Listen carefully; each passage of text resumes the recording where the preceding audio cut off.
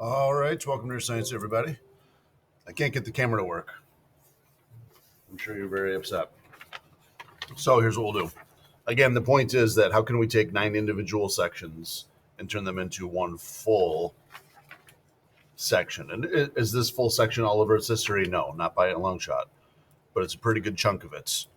I'd say, if just guessing off the top of my head, knowing that this is in New York, I'd say we're between Ordovician, Silurian, Devonian, so probably 490 to 400 million years ago, so maybe 90 million years-ish worth of Earth's history, and that's just a ballpark guess, would be represented by this. So the idea of correlation, and actually what I did was I took pictures so that I don't have to try to do this, but there it is as one big go. And the idea of correlation then would be if you can find layers that match. So like this Tully limestone shows up in a couple of different sections. If you can find that, then you can match one section to another, like matching page numbers, back to our book analogy, and then go younger in this one, older in this one. One of these has. There's the whole deal. Okay. Let's think about this index fossil idea while we got this up. These little black shells, these are brachiopods. Let me go to the one that's more zoomed into the top here. You see how these are a good index fossil. These meet all of the criteria we need. They are in every section. So you go to different parts of New York and you're going to be able to pull out the rock and find that critter, that type of brachiopod. They have a short life history. If we go back to the full picture, there's none up here, there's none down here. They appear to only live during this geological time, not in older rocks, not in younger rocks. And distinguishable. Again, that one's not the one that I'm concerned about as much, but you don't confuse that with the other fossils, so I'd say pretty good. All right. This little tree right here, I believe from reference table, that's the Naples tree. Same deal, appears in multiple sections. Time, across the same time, not higher or lower. And these little shells right here, same deal. So it's a bad index fossil. These types of Eurypterid, they're like sea scorpions, they call them, appear in the oldest rocks, the middle-aged rocks, and almost the youngest rocks we have in this section. So that's not, if you find that fossil, that's not a good indication of, oh, that rock must be this old, because that critter lived way too long. Its species lived way too long before going extinct. Okay? So yeah, that's what correlation is. And usually this lab's not bad. It's kind of like puzzle solving. You do this, we do some coloring.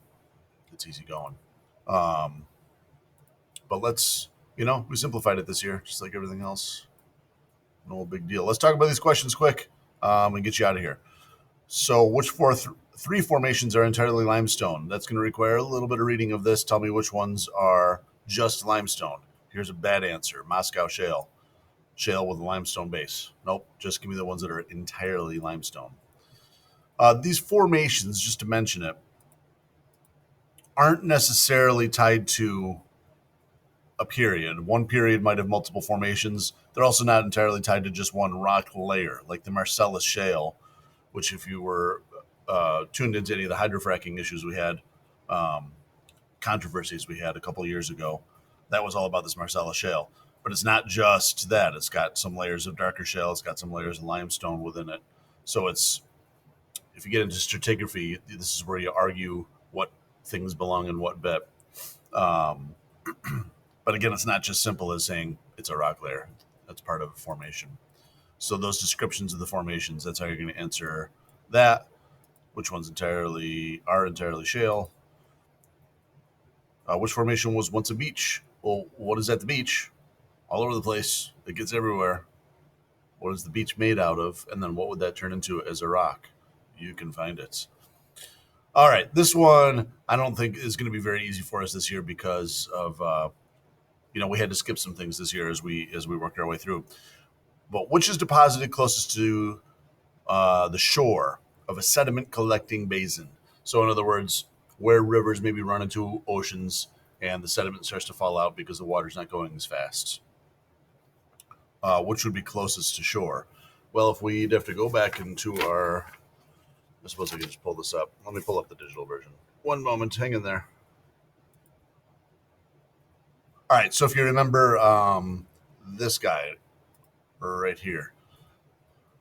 This is all of our official particle sizes, should that ever pop up. Boulders, cobbles, pebbles, sand, silt, clay, biggest to smallest. So which ones are going to land closest to shore? Well, the bigger ones are going to. The smaller ones are lighter. It takes water that is going, like the slower and slower water is still capable of transporting those very light particles. So if sand, silt, and clay all get dumped out of a river, the heavier ones are going to drop first, and then they get smaller, and then they get smaller. Now, we did some of that with the deposition labs, but again, it was less hands-on this year. So closest shore is going to be the sandstone, and explanation, you certainly don't need 4 lines here, is going to be just the idea that since sand is the heaviest of those, it gets dropped out first. It lands first as the water slows down. Look at the description of the Sherburne, and this is related to this last question. This is not an easy one. How does the distance to or from the shore of the sea change in this area that this was being deposited? So in the Sherburne Shale, it says shale at the bottom with increasing sand towards top. And if we look at our, I don't think there's really any indication of that on here, but what the heck, let's pop it up. So the Sherburne Shale is going to be this. So shale at the bottom, but getting sandier and sandier as you go towards the top. So what would that mean?